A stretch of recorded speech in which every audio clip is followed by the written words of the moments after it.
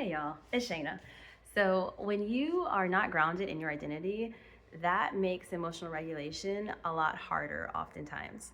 And so, what happens is you get into an emotional situation, which we all do, and then you aren't sure what to do because you aren't sure of your identity in that moment.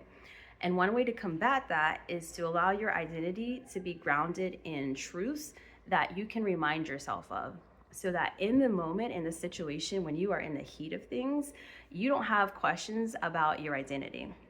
So here's an example. Sometimes as a parent, I have a hard time getting my children to do exactly what I want them to do. So, like at bedtime, they're all over the place. They're acting like they've never been getting ready for bed before. And at those times, I can sometimes feel like that's a reflection of me being a bad parent. And so now my identity is rooted in I'm not a good parent.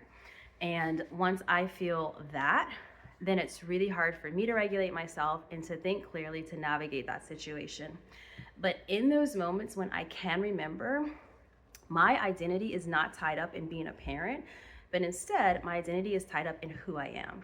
And one truth about who I am is that I'm capable.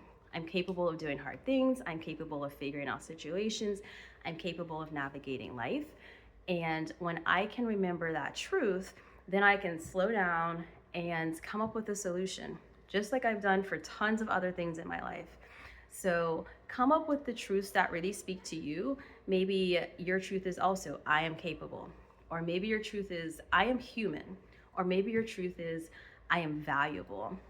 Whatever the truth is that speaks to you, ground yourself in that so that when you do get in situations that are really hard, that can shake your identity, you can go back to those truths and slow down and emotionally regulate so that you can choose behaviors and carry out actions that make the situation better instead of worse.